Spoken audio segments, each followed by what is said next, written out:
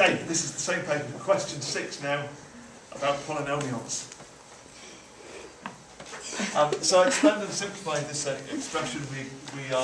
We're going to do this like we've just done. We're going to be really systematic about how we do it. And I think the way to do this is to multiply 2 of them out first, because that should be an easy task.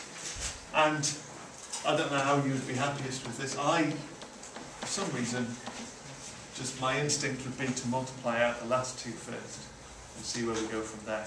And so the last 2, if we multiply them, we would get x squared plus 5x plus another 2x, so plus 7x plus 10.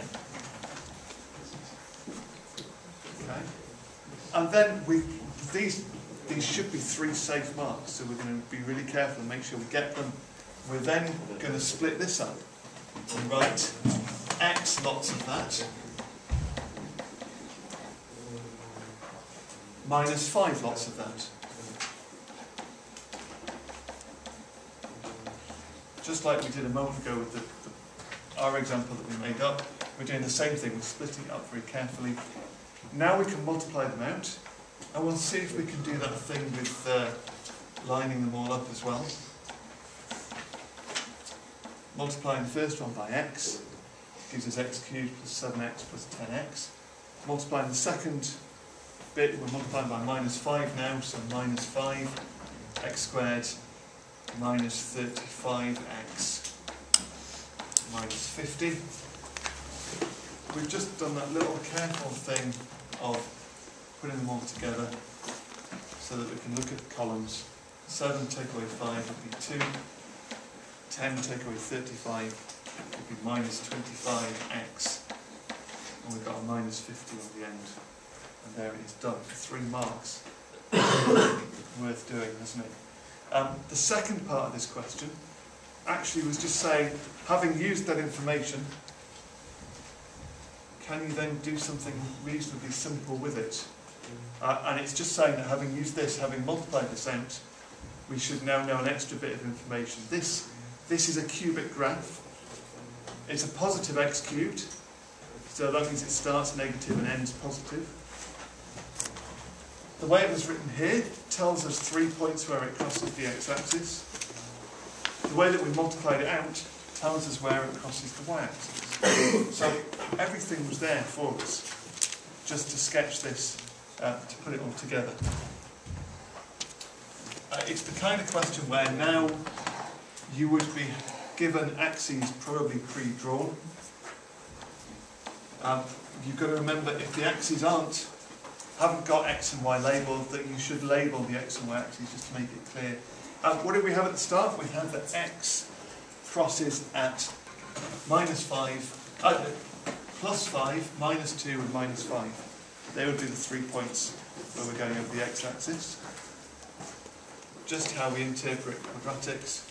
So what was that we said? Minus 5, minus 2, and plus 5. Let's call that there. Minus 5, minus 2, and 5. We also have it crossing the y-axis at minus 50, which would be down there somewhere.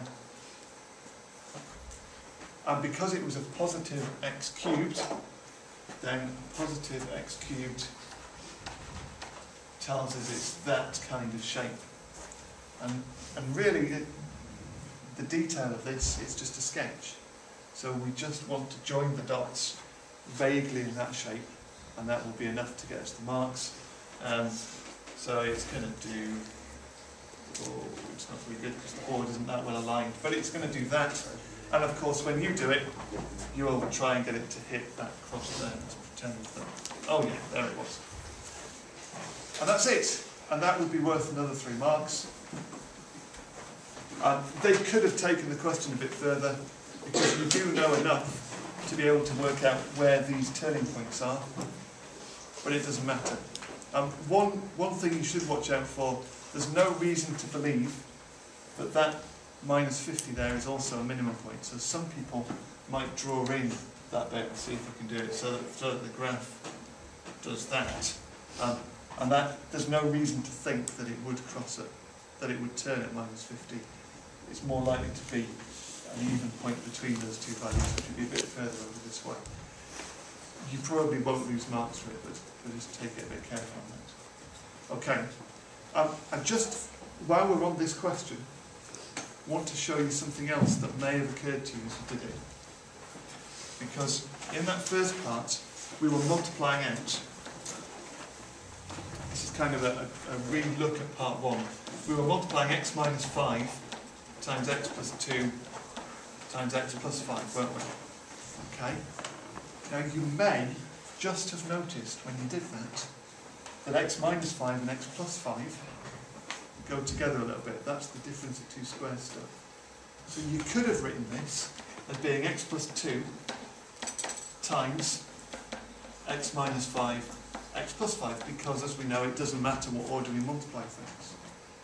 And if we'd written it that way, ignoring the x plus 2 for a second, this bit here, well, we know that that's a particular pattern. That's the difference of 2 squares.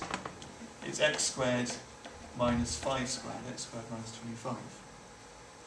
And by doing it that way, our next stage of multiplying out, we still just have 2 brackets to multiply out. And as long as we do it carefully, we're going to get x cubed plus 2x squared